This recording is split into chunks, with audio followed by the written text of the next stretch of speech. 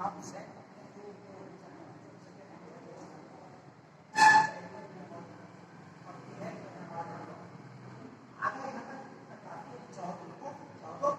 चले जाओ एक आदमी ने उसी मौके पे बदल दिया, बुराई से अच्छाई की तरफ लौट के आते हैं। उसके बाद ये दिखाया गया है कि जब नमाज पढ़ रहे थे, पूजा कर रहे थे, तब भी जो दुश्मन की फौज थी, जो